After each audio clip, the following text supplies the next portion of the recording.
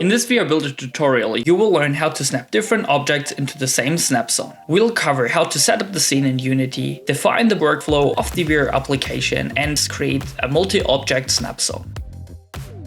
In this scene, I want the user to place two different colored bricks into the same snap zone. Therefore, I have created a scene with a floor and a table. On the table there's a blue brick and a pink brick. Both of the bricks have grabbable properties, but only the blue brick has also a snappable property.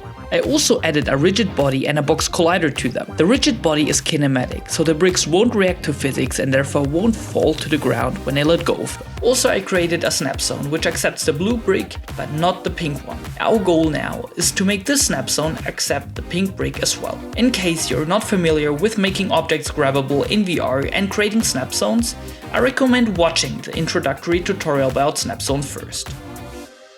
The workflow editor shows the steps of our VR application in Unity. In the first step, the user grabs the bricks. In the second and last step, the user places the bricks in a predefined position. After the first step, I want the user to automatically enter the second step after either grabbing the blue or the pink brick. This is why I need a second branch in the first step. Now, after you enter the first step and grab either the blue or the pink brick, the second step is triggered and the snap zone is displayed.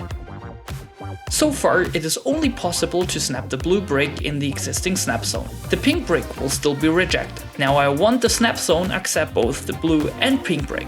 This requires adding a snappable property to the pink brick and reference the blue brick's snap zone. Adding a snappable property to the pink brick requires a snap object condition. Then I must reference the pink brick and press the fixed button to add the required scripts to the reference object.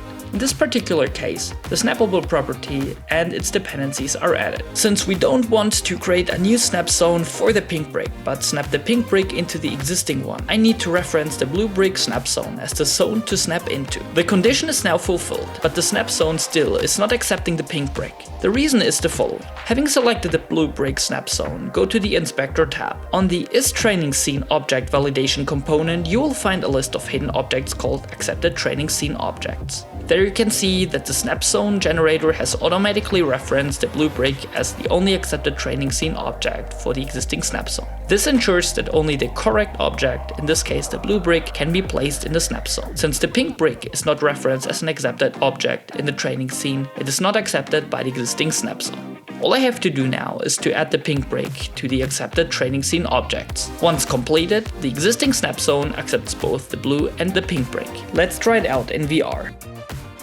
So if I pick either of them, the snap zone should appear. It does, and you see the positive highlighting. And if I now release it, the pink brick snaps in place. The step is completed. Of course, we could do the same with the blue one. This is how easy you can create a multi-object snap zone with VR Builder.